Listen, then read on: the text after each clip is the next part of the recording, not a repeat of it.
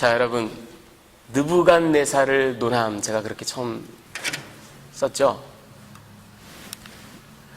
예, 이 느부갓네살 왕, 바빌론의 왕, 주전 587년에 예루살렘을 초토화시키고 예루살렘이 유다라는 나라를 이제 끝장을 내고 수많은 백성들을 포로로 끌어갔던 그 바벨론의 위대한 왕, 폭군, 엄청난 대제국의 창설자이기도 한 느부갓네살.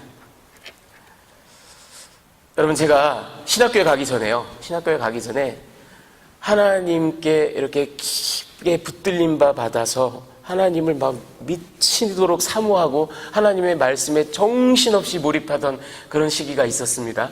그때는 정말 제가 1년에 막 성경을 8독, 9독, 10독 했던 것 같아요. 막 정신없이 그냥 오직 하나님께만. 창세기부터 계시록까지 쫙 하나님의 말씀에 정말 감동하면서 눈물을 흘리면서 감탄하면서. 근데 그때 저를 꽉 건드리는 게 하나 있었어요. 아니, 이럴 수가, 이게 뭐지? 예레미야 선지서를 읽는데 예레미야 25장 9절 또 27장 6절 43절 적어도 3번 4번 이상 이렇게 나옵니다. 하나님께서 나의 종 느부갓네살, 여러분 괜찮으세요? 여러분 괜찮으세요? My servant. 여러분, 이 servant라는 말은 예레미야나 이사야나 아니면 그 이사야서 53장에 나오는 것처럼 고통받는 종, suffering servant, 결국 우리 주 예수님, 하나님의 구속 사역에 특별히 사용되는 하나님의 선택받은 선지자, 하나님의 아들, 이런 분한테 my servant. 근데 느부갓네살에게 나의 종, 그것도 한두 번도 아니고 제가 팍 걸리더라고요. 하나님이 과장법을 쓰신 건가? 이사야서 44장 28절에 보면요, 이스라엘 백성들이, 유다 백성들이 그렇게 70년 포로 생활을 하고 이제 바벨론을 멸망시키고 페르시아 제국이 들어섭니다. 그 페르시아 제국을 창설한 또 위대한 제국의 건설자 이름이 사이러스, 고레스예요. 이 고레스가 유대인들을 돌아가서 야훼를 섬겨도 좋다라고 칙령을 내리죠. 고레스 칙령이라는 것. 근데 이 고레스를 두고 뭐라고, 이사야 선지서에 보면 고레스를 두고 뭐라고 하냐면 나의 목자. 하나님이 my shepherd 이렇게 얘기합니다. 아예 한 장 더 가서 45장 1절에 보면 my anointed one, 나의 기름 부음 받은, 여러분 괜찮으세요? 정말 기름 부음 받은 사람은 사무엘이나 다윗이나 우리 예수님처럼, 그렇죠? 이게 제가 확 걸리더라고요. 근데 뜻밖의 해결책을 어디서 제가 얻었냐면요, 매트릭스. 여러분, 이 영화는 참 크리티컬하게 잘 봐야 됩니다.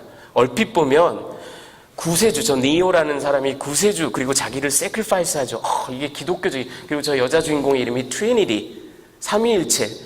이게 굉장히 기독교적인 사상을 갖고 있는 영화인가 보다. 절대 그렇지 않습니다, 여러분. 저거는 온갖 종교와 사상이 다 짬뽕이 된, 윤회를 얘기하는 힌두이즘, 폭력을 얘기하는 이슬람이즘, 그 다음에 메시아를 기다리는 주디이즘, 그 다음에 sacrifice, 대속을 얘기하는 그 기독교 사상, 그리고 20세기 미국의 히피 문화, 반문화, 반체제, 심지어는 anti homophobia, 온갖 사상들이 다 막 짬뽕이 된 그런데 그 중에서도 하나 특별하게 두드러지는 사상, 종교적인 사상을 꼽으라 그러면 사실은 많은 사람들이 이걸 몰라요. 영지주의입니다. 물질 세계를 추악하고 더럽게 보는 것. 그리고 이 물질 세계가 기계 세계의 창조물이라는 것을 깨닫고 알아야만 구원을 받는다는 그 지식을 전수받아야만. 여러분, 초기 영지주의라는 이단의 그 나스티시즘이라는 헬라어 그노시스가 바로 지식이에요. 지식을 아는 사람만 해방되고 구원받는다라는 게 영지주의예요. 그런데다가 폭력을 통해서, 그리고 결정적으로 저 영화에는 보면은 good God, bad God이 있어요. good God, 좋은 신에 해당되는 oracle이라는 존재가 나오고 나쁜 신에 해당되는 architect라는 존재가, 이게 영지주의의 홀마크입니다. 악한 신, 선한 신. 구약의 신은 악한 신, 신약의 예수님의 아버지는 선한 신. 이런 식으로. 그러니까 사실은 저 영화는 굉장히 영지주의적인 그런 사상을 아주 강력하게 갖고 있는 그런 영화예요. 그래서 여러분들 굉장히 주의 깊게 보셔야만 됩니다. 그런데 문제는 제가 얘기하는 건 뭐냐 하면, 이 영화의 제작자인 월셔스키 브라더스 형제, 지금은 둘 다 성전환 수술을 해서 월셔스키 자매입니다. 월셔스키 자매가 그들이 프랙티스하는 유대인들은 아닐지라도 유대 사상, 성경, 구약 성경의 아주 핵심적인 내용을 자기네들이 그걸 신뢰하고 믿고 신실하게 따르지는 않고 이렇게 그러니까 왜곡했을지라도 저 영화를 통해서, 근데 구약이 얘기하는 아주 중요한 테마 하나를 정확하게 이해하고 있어요. 그게 뭐냐 하면, 저 영화에 보면은 이 호버크래프트라는 게 나오는데, 이 우주선을 타고요, 아까 말씀드렸죠, 그 악한 신에 해당되는 아키텍트가 있어요. 그 아키텍트에 대해서 저항해서 싸우는 아주 소수의 인류 구원자들, 프리덤 파이터들이 나옵니다.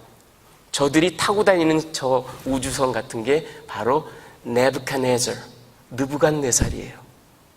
저게 왜 저렇게 됐냐면요, 여러분, 결국은 그 소수의 인류의 해방자 구원자들은 자기네 딴에는 이 아키텍트랑 싸우고 피 흘리고 희생하고 투쟁하고 자기네 열심히 일을 한다라고 생각하지만, 영화 말미에 보면은 결국은 이 호버크래프트가 하는 일은 아키텍트가 미리 판 다 짜놓은 거 열심히 돌아다니다가 자기에게 그 니오라는 주인공을 데리고 싹 돌아오면 다시 리부팅 해가지고 매트릭스라는 거를 업그레이드 시키는, 이런, 그러니까 아키텍트의 손바닥 안에 있는 게 바로 네부카네저입니다. 자기네는 열심히 싸운다고 생각했는데. 보세요, 여러분, 성경에 느부갓네살이라는 왕이 나옵니다. 바사왕 고레스가 나와요. 예수님 오실 당시에 천하에 호적하라고 명령한 로마 황제 아우구스토가 나옵니다. 어거스터스가 나옵니다.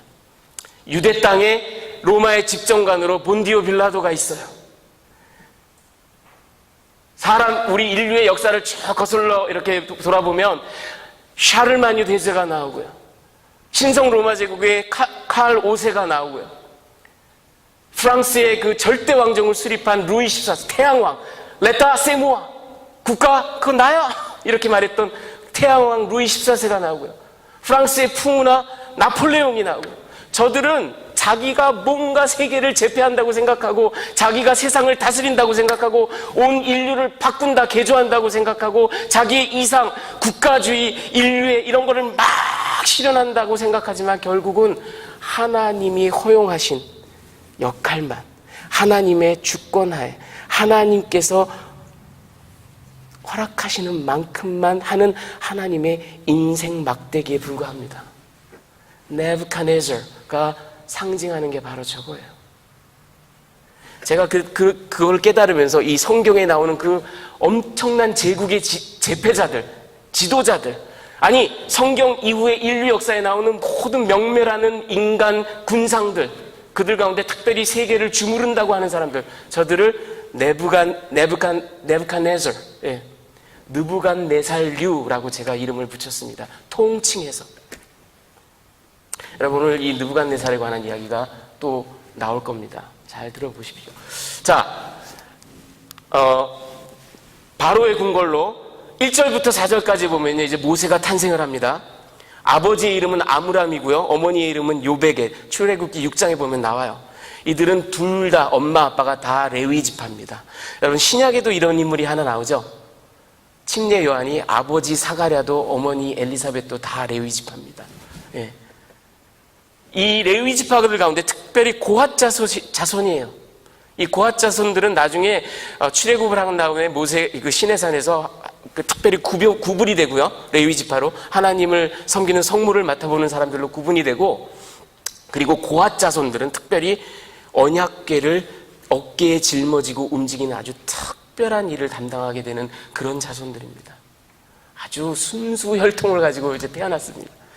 그런데 여기 보니까 그 어머니가 요배 계시 어머니가 딱 아이를 낳는데 지금 그 바로의 칙령 생각나시죠? 남자아이들은 다 나일강에 던져 죽여야 돼요. 근데 이 아들을 보니까 애가 잘생긴 것을 보고 석 달을 동안, 이 말씀 묵상하면서 그래, 동서고금 남녀노소를 불문하고 인물이 좋아야 돼, 이런 묵상을 하시면 여러분들 큰일 납니다. 그게 아니에요. 이 잘생긴 것, 이걸 두고 많은 얘기들이 있었어요. 뭐 good looking, handsome하다, 아니면 애가 막 발그레하고 아주 우렁차고 8파운드 9파운드 아주 헬시하다, 뭐 아니면은 도덕적으로 깐난아이가 도덕적으로 뭘 어떻게 탁월하죠? 도덕적으로 탁월하다. 심지어는 초기 그 랍비 전통 가운데는 어떤 얘기까지 있었냐면, 모세는 태어나자마자 자연적으로 할례를 받았다. 그래서 이 아이가 특별하다. 뭐 이런 얘기까지 있었습니다. 그런데 그게 아니라 모세를 잘생겼다, good, fine 이렇게 표현한 그 형용사가 바로 히브리어로 tov라는 겁니다. 이 tov라는 말의 의미는요, 여러분, 창세기 1장 4절, 10절, 12절, 18절, 21절, 25절, 31절 무려 7번이나 나옵니다. 여러분 감이 잡히시죠? 하나님께서 창조하시고 보시기에 좋았더라, good, 이게 tov예요. 제가 지난 시간에 하나님의 이스라엘을 속량하시는 역사가 이스라엘을 창조하는 역사다, 구속과 창조는 같은 이야기 말씀드렸죠. 지금 성경 저자가 이스라엘의 속량을 얘기하면서, 이스라엘의 구원을 얘기하면서, 그 구원의 시작이 되는 모세의 탄생을 얘기하면서 모세의 탄생 이야기를 하나님의 창세기 창조 이야기와 이렇게 아주 정교하게 오버랩 시키시는 겁니다. 이게 바로 이스라엘의 제네시스 이야기다.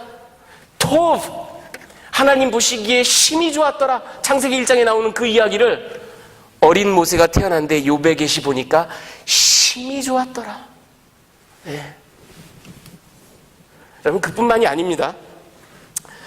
저 모세가 그래서 3개월 동안을 숨겨 지내다가 이제는 막 목소리도 커지고 애가 앙앙 울어대고 더 이상 숨길 수가 없어요. 요배 계시 어떻게 했냐면 갈대 상자를 만듭니다. 그래서 역청으로 방수 처리를 하고 거기다가 모세를 넣고 나일강가에 띄워요. 그런데 이 갈대 상자 테바라는 게 이게 성경에서 딱 2번 쓰였습니다. 여기서랑 그리고 창세기 6장에 노아의 방주가 바로 테바예요.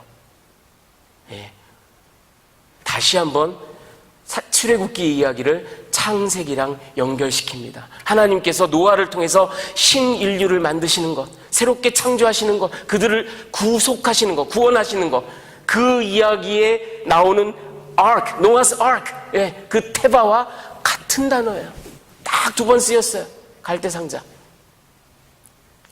하나님께서 지금 여러분 지난주에 제가 말씀드린 것과 계속 연결되는데 이스라엘의 구원의 역사를 하나님의 창조의 역사와 이렇게 다시 한번 연결시키십니다. 자, 2번째는 이제 바로의 딸이 5절부터 9절에 보면 그 아이를 갈대상자에 넣어서 나일강가에 이렇게 딱 띄웠어요. 근데 이제 바로의 딸이 공주가 목욕을 뭐 동서고금을 막론하고 어떤 문학 작품이든지 여인이 목욕을 하면 뭔가 문제가 생겨요. 뭔가 일이 생겨. 선녀가 목욕을 할 때, 그렇죠? 나무꾼이 옷을 바로의 딸이 목욕하러 나왔어요. 어떤 이집트 학자들은 이게 말이 안 된다. 그 나일강가에 바로의 공주가 그 퍼블릭한 곳에서, 더군다나 거기는 악어들도 많은데 이럴 리가 없다 이렇게 얘기는 하지만, 나일강에 수도 셀 수 없는 그 지류들 있잖아요. 거기에는 악어들이 들어가지 않습니다. 그리고 거기는 굉장히 프라이빗한 공간이에요. 그러니까 수행원들 데리고 딱 이렇게 해가지고는 얼마든지, 더군다나 지난주에 여러분 기억나시죠? 나일강은 이집트인들에게 신입니다. 생명을 주는, 건강을 주는 신이에요. 그러니까 공주가 와서 목욕을 하는 겁니다. 많은 성경학자들이 이때 바로가 아마 람세스 2세일 것이다 이렇게 얘기를 하는 사람들, 뭐 그럴 수도 있고 아닐 수도 있습니다. 그런데 왜 제가 그 얘기를 하냐면요, 여러분께 한 가지, 그러니까 그거를 이제 아이디어를 드리는 건데, 람세스 2세의 경우에 딸이 59명 있었습니다. 거의 60명이에요. 그러니까 여러분들이 할리우드 영화나 뭐 디즈니 영화에서 보는 것처럼 그 프린스 오브 이집트 그래가지고 모세가 뭐 두세 명 얼마 안 되는 왕자로 그렇지는 않아요. 공주가 60명이었으면 왕자는 몇 명이었겠어요? 예, 그러니까 그 바로의 손자들은 또 몇 명이었겠습니까? 수도 없이 많죠. 그러나 분명한 건 그 로열 패밀리를 위해서 그 자손들을 위해서 최고의 교육을 시켰던 것만은 확실합니다. 어쨌든 이 바로의 공주가 딸이 와가지고 목욕을 하는데 이 갈대 상자를 발견을 합니다. 그리고 시녀를 시켜서 갖고 오게 해요. 뚜껑을 열어봤다라는 얘기가 있는 걸 봐서 분명히 뚜껑이 있었습니다. 뚜껑을 열어보니까 아이가 울고 있어요. 근데 치근한 마음이 생겨요. 그 히브리 아이 중에 한 명이로다. 그때 대기하고 있던 미리암 누나 탁 나타나서 제가 유모를 데리고 올까요? 딱 이렇게 합니다. 가서 데리고 와라. 자기 엄마, 모세의 친엄마 요베겟을 데리고 옵니다. 내가 삭슬 줄 테니까 이 아이를 데려다가 키워서 나한테, 여러분 이게 뭐냐면 wet nurse contract라고 하는 겁니다. 뭐냐면 유모 계약이에요. 한 3세, 4세 젖을 뗄 때까지 유모가 키우고 난 다음에 젖을 떼고 나면 이제 생존율도 높아지고 건강하고 그럴 때 이제 그 양부모가 입양을 하는, 이게 어찌나 오래된 전통인지 함무라비 법전에도 wet nurse contract라는 게 나옵니다. 예, 그 조항이 나올 정도예요. 그걸 시킨 겁니다. 참, 요베겔 입장에서는 오늘 내 아들이 나가서 죽는구나, 죽을 수도 있구나 하고 내보냈는데 애가 살아 돌아왔을 뿐만 아니라 3살, 4살 될 때까지 나보고 젖을 먹이래네. 그런데다 그것도 감지덕지인데 월급을 준대네. 네. 자, 10절에 보면, 마지막으로 10절에 보면 이제 이 모세가 입양이 됩니다. 3세 혹은 4세 이제 젖을 다 떼죠.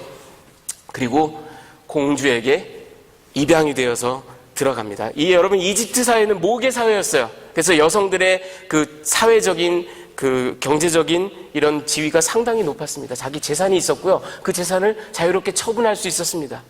그러니까 자기가 아들을 입양하고 그 아들에게 재산을 물려주고 할 수도 있었던 거예요. 여기에 입양이 되면서 이 공주가 모세라는 이름을 지어줍니다. 많은 성경학자들이 이게 이집트 이름이냐 히브리 이름이냐 뭐 갑론을 막 하는데, 여러분 이거는 분명히 이집트 이름입니다. 모세라는 건 분명히 이집트 이름이에요. 모세라는 거는 누구누구의 아들, 그런 이름입니다. 여러분은 지난 시간에 제가 잠깐 소개했던 그 18왕조의 건국자 중에 한두 명이었던 카모스, 아모스, 이게 다 카, 모세, 아, 모세예요. 그리고 18왕조에 또 역시 바로였던 투트모스, 이게 투, 모세예요. 라모스, 라, 모세예요. 같은 이름이 누구누구의 아들, 저 왕들 앞에 있는 카, 투, 라, 이게 다 신들 이름입니다. 그러니까 신의 아들이 태어났다, 라의 아들이 태어났다, 신이 태어났다, 뭐 그런 얘기를 하고 있는 거예요. 그러니까 모세라는 이름은 아주 보편적인 이집트 이름입니다.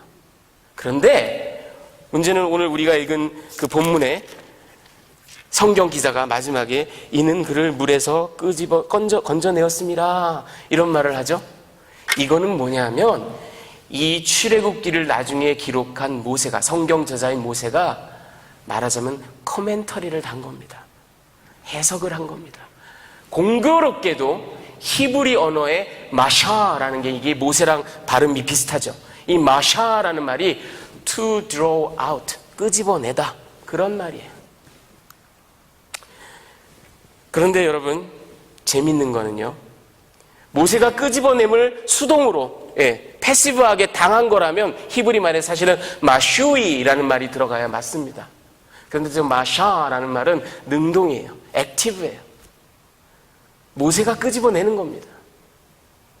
이게 놀라운 비밀입니다, 여러분. 공주는 히브리 언어의 어떤 뉘앙스나 이런 거를 몰랐을 겁니다. 아무 생각이 없었을 겁니다. 그냥 모세 하고 이름을 지었어요. 그런데 그게 히브리어의 마샤하고 발음이 똑같습니다. 거의 비슷합니다. 이 마샤라는 게 바로 이 아이가 자라나서 이스라엘 백성들을 홍해에서부터 끄집어냅니다. 애굽에서부터 끄집어내요. 그런 위대한 일을 자기는 아무것도 몰라요. 공주는 아무것도 모르고 한 말인데 이게 예언적으로 선언적으로 이 아이의 데스티니를 얘기하고 있어요. 여러분, 이게 아주 놀라운 사실이에요. 이 이야기를 제가 적용 부분에서 또 한 번 하겠습니다. 자, 그러면은 오늘 이 텍스트 내용을 가지고 제가 두 가지 적용점 그 메시지를 여러분께 드리기를 원합니다. 첫 번째, 하나님의 창조, 제가 슬래시 속량 이렇게 했죠. 지난주부터 계속 말씀드렸죠. 하나님의 구원의 역사, 속량의 역사는 그의 창조의 역사다. 이것의 위대함. 여러분, 제가 서두에 느부갓네살류 말씀드렸죠. 고레스, 아우구스도. 이 느부갓네살류 중에 한 명인 성경에 나오는 본디오 빌라도, 유대의 통치자, 총독, 그러나 역사상 가장 비겁한 사람 중에 하나. 오죽 비겁했으면은 가고 오는 세대에 2000년 동안 사도신경을 외울 때마다 본디오 빌라도에게 고난을 받으사, 그 사람. 근데 이 비겁자가요, 이 악당이 예수님을 사형평결에 내어주면서 요한복음 19장에 보면 나사렛 예수 유대인의 왕이라고 편말을 씁니다. 그것도 모든 사람이 다 알아들을 수 있게 히브리어, 라틴어, 헬라어로 3개 국어로 씁니다. 유대 지도자들이 말도 안 된다, 자칭 유대인의 왕이라고 써라 하고 난리를 치는데 시끄럽다, 난 내가 쓸 것을 썼다. 본디오 빌라도가 자기는 믿지도 않아요. 자기는 비겁자예요. 자기는 사형평결에 내준 사람입니다. 그는 어쩌면 조소하는 마음으로 썼을지도 모릅니다. 하지만 나사렛 예수 유대인의 왕, 우리가 믿는 바를 그가 그의 입으로, 자기는 아무것도 모르지만 여러분, 느부갓네살이 다니엘서 4장 37에 보면 저 폭군 느부갓네살이, 유다를 끝장낸 저 느부갓네살이 그러므로 지금 나 느부갓네살은 하늘의 왕을 찬양하고 칭송하며 경배하노니 그의 일이 다 진실하고 그의 행하심이 의로우심으로 교만하게 행하는 자를 그가 능히 낮추심이라. 그가 선언합니다. 하나님의 위대함을 자기는 뭔 말하는지도 모르더라도.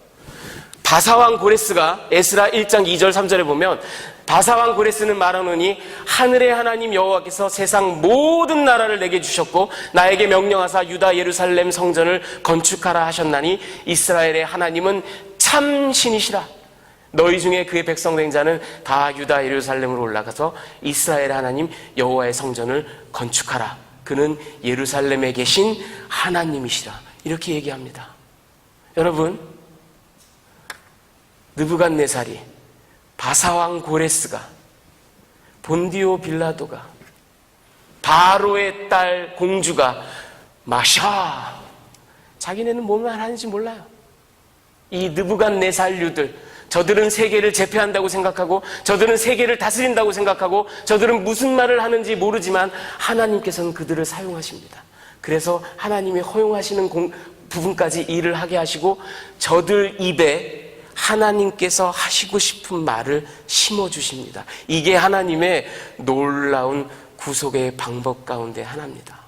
위대하신 하나님, 그는 철저히 컨트롤하고 계세요. 그의 주권은 끝간대를 모릅니다. 우리가 헤아릴 길이 없어요. 더구나 여러분, 하나님께서 구원을 이루시는 또 하나의 놀라운 위대한 방법이 있습니다. 그건 뭐냐면요, 아주 컨시스턴트한 방법이에요. 성경을 쭉 보면 하나님께서는 사단을 무찌르시는데 사단의 영역으로, 적진의 심장부로 들어가십니다. 그리고 사단이 만들어 놓은 게임의 법칙에 따라서 사단과 한판 붙으십니다. 그리고는 당당히 승리하세요. 이게 하나님의 방법입니다. 여러분, 예수님을 보세요. 사단의 최고 병기가 뭡니까? 사단이 가장 자랑하는 필살기, 요즘 말로 필살기가 뭐예요? 죽음 아니에요, 죽음. 이 죽음 때문에 모든 인류가 벌벌 떠는 거 아닙니까? 근데 우리 예수님께서는 천상에서 네가 나의 홈그라운드로 좀 와봐, 사단, 나랑 여기서 한판 붙자 하신 게 아니에요. 육신을 입고 이 땅 가운데 오셨습니다. 그리고 적진 한가운데로 걸어 들어가세요. 그리고 사단의 최고 병기인 죽음을 그대로 관통하시잖아요. 죽음을 견디시잖아요. 죽으시잖아요. 그리고 부활하셔서 사단을 초토화시키시잖아요. 이게 하나님의 방법이에요. 모세를 보십시오, 여러분. 지금 이스라엘 백성들을 완전히 끝장을 인종 청소를 하려고 서슬 시퍼렇게 애들 다 죽여라 하는 그 바로 그 땅에 있는 것만으로도 그냥 오금이 저리는데, 그 바로의 궁궐로, 그 바로가 주는 밥 먹고 그 바로가 가르치는 교육 받으면서 거기서 자라게 하십니다. 그래서 이스라엘의 구원자로 나오게 하세요. 놀랍지 않으세요? 이게 하나님의 구원의 방법이에요. 여러분, 이게 우리에게 엄청난 위안을 줍니다. 여러분, 세상을 주변을 돌아보면 정말 칠흑 같고 어둡고, 아무리 하나님께 간절히 외쳐봐도 하나님 응답도 없으시는 것 같고, 불러도 대답 없는 이름이요, 부르다가 내가 지칠 이름이요, 하나님은 어디 계시나 이러지만, 하나님은 보이시지 않아도 지금도 일하고 계세요. 역사하고 계십니다. 그리고 정말 unlikely한 사람, 정말 설마 저 사람이, 가장 반대하는 사람, 가장 연약한 사람을 통해서도 일하세요. 하나님은 그렇게 위대하십니다. 우리 하나님의 위대함은 정말 헤아릴 길이 없어요. 하나님의 주권은, 하나님께서 세상을 운영하시는 그 컨트롤, 놀라운 하나님이세요. 위대하신 하나님. 자, 두 번째 메시지는 이겁니다, 여러분. 하나님의 창조 속량의 의도. 예. 좀 만져주시겠습니까, 박성희 자매님? 예. 그 메시지. 예. 하나님의 창조 속량의 의도. 그 다음 거. 네. 그 다음 슬라이드 부탁합니다. 그 다음 슬라이드. 네. 자, 여러분, 제가 방금 하나님의 그 창조 속량의 위대함을 얘기했는데, 하나님께서 이런 위대함을 보여주시는 하나님의 특별한 의도, purpose가 있습니다. 하나님의 아주 구체적인, 스페시픽한 의도가 있어요. 저는 여러분, 지난 한 주간 동안 이거를 묵상하다가 이거를 깨닫고, 와, 이럴 수가. 그래서 여러분, 결론부터 제가 말씀을 드립니다. 하나님의 저 창조 속량의 특별한 의도는 뭐냐 하면, 너희는 철저히 나만 의지해라. 너희는 철저히 나만 신뢰해라. 너희는 철저히 내게만 의뢰해라. 이거예요. 여러분, 제가 아까 말씀드렸죠? 이 갈대상자, 테바, 이게 노아의 방주랑 똑같은 단어, 딱 성경에서 여기만 쓰인 단어. 노아의 방주를 제가 다시 한번 곰곰이 묵상해 봤습니다. 어려서부터 교회에서 프랙티컬리 나고 자란 제가, 주일학교에서부터 노아의 방주 이야기를 듣고, 칠드런 사역자가 돼서도 노아의 방주 늘 얘기하고, 저에게도, 여러분은 어떠셨어요? 저에게도 노아의 방주 하면은 딱 1차적으로 떠오르는 그 의미, 그 significance, 아니면 그 신학적인 의미가 뭐냐면, 이것은 구원. 이 방주 안에 있는 사람만 구원을 받는다. 세상은 다 물로 뒤덮었고 살 길이 하나도 없는데, 오직 이 방주 안에만 하나님께 갈 수 있는 구원의 길이 여기 있다. 영생이 있다. 그래서 노아의 방주를 구원의 방주 이렇게도 얘기하잖아요. 그리고 여러분, 이렇게 주변에 보면 그 교회 이름에 방주가 들어간 교회들이 제법 많습니다. 그렇죠? 방주교회. 그리고 신기하게 그 방주가 들어간 교회들은 꼭 또 선교가 따라 붙습니다. 방주 선교교회. 이게 말이 되죠? 선교라는 것, 전도라는 것. 그러니까 이 구원의 방주에 너희가 다 들어와라. 그쵸? 말이 돼. 이게 구원의 방주. 근데요, 제가 지난 한 주간 이 말씀을 묵상하면서 이 테바, 갈대상자를 같이 묵상하면서, 방주의 진정한 의미는 또 다른 곳에 하나가 더 있었구나. 어쩌면 제가 지금 말씀드린 그 구원, 그것보다도 그것만큼이나 중요한 또 다른 신학적인 의미가 있어요. 그게 뭐냐면요, 여러분, 이 방주예요. 방주 모형입니다. 여러분, 뭘 느끼십니까? 뭘 느끼세요? 돛대도 아니 달고, 돛대가 없어요. 방향을 바꿔서 자기 마음대로 동서남북으로 갈 길이 없습니다. 옛날에 갤리선 그 노예들 통해서 노를 열심히 저어가지고 돌격 앞으로 그런 것도 없어요. 마음대로 갈 수가 없습니다, 여러분. 방향타도 없어요. 방향타도 없습니다. 닷도 없어요. 정박시키는 닷도 없어요. 저 방주가 아라랏산에 걸리면 걸리는 거고 호렙산에 걸리면 걸리는 거고 내가 마음대로 하는 게 아니에요. 하나님께서 딱 걸쳐주시면 걸리는 겁니다. 무슨 얘기예요? 방주의 또 다른 중요한 의미는 그 안에 타고 있는 사람이 전혀 통제할 수가 없어요. 자기가 스티어링 할 수가 없습니다. 오로지 하나님의 주권과 오로지 하나님의 운영하는 거에 몽땅 다 자기를 맡길 수밖에 없는 게 방주예요. 동으로 서로 북으로 남으로 어기영차 노를 저어서 절대 불가능합니다. 여러분, 갈대상자, 이게 애굽의 18왕조 때 실제로 만들어서 썼던 그 파피루스 갈대상자의 모형입니다. 보세요. 방주랑 똑같습니다. 여러분, 잘 생각해 보십시오. 저 안에 들어있는 3개월 박이 모세는 우는 거 말고는 할 일이 없습니다. 여러분, 저는 언제 이런 이야기도 들어본 적이 있어요. 이 방주, 그 갈대상자 얘기를 하면서, 봐라, 이 요게벳 봐라. 어쩌면 지난 3개월 동안 이집트의 그 공주가 목요일 오후 1시마다 목욕하러 나오는 걸 다 지켜봤을 것이다. 그리고 12시 45분에 이걸 다 갖다 놔가지고 말이지. 그리고 미리암이 저기 숨어 있다가 딱 정확한 타이밍에 딱 가가지고 제가 유모를 불러올까요? 뭐 그렇게 생각할 수도 있어요. 할 수도 있지만 어떻게 그게 사람이 통제합니까? 목요일마다 1시에 나오는데 그날 공주가 몸살이 걸려서 못 나올지 어떻게 합니까?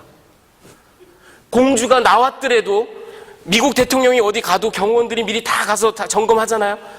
바로의 군사들이 다 와가지고 싹 다 스위핑을 하면 저기 갈대상자가 있네, 애 죽여 할지 누가 합니까? 공주가 나왔더라도 수행원이 먼저 보고 그 갈대상자를 치울지 누가 합니까?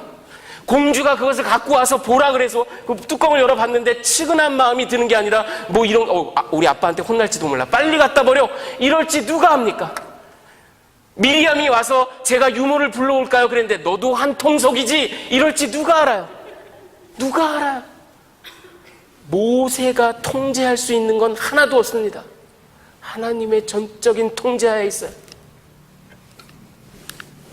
여러분, 십자가, 예수님 오실 당시에 유대인들, 그 하시딤들, 바리새인들, 서기관들, 율법을 철저히 믿고 따르고 율법의 울타리를 치고 일주일에 2번 금식하고 선행을 자비를 베풀고 하루에 3번 기도하고 난리를 치고 내가 이렇게 해서 하나님 앞에 righteous하다, 나는 의롭다, 하나님이 나를 받아주실 것이다, 이러고 난리를 치지만 하나님께서 보여주신 건 뭡니까? No, no, no, no.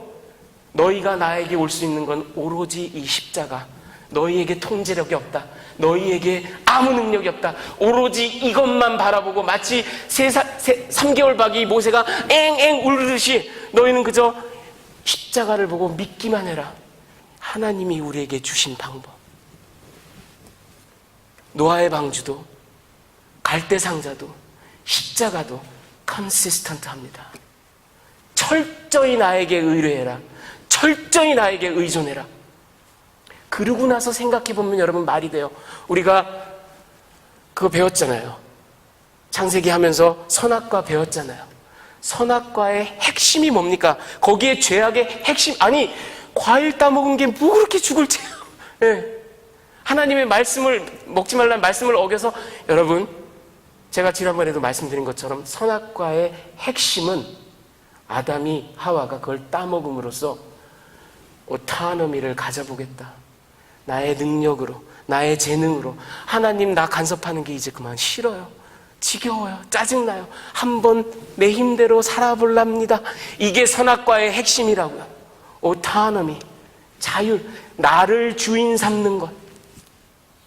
그러고 보면 하나님께서는 구속을 이루시는 방법이 정확하게 아담과 하와가 걸어간 길을 역행하시는 겁니다. 아니 오타노미가 아니고 너희의 주인 되는 게 아니고 나에게만 철저히 의존해라.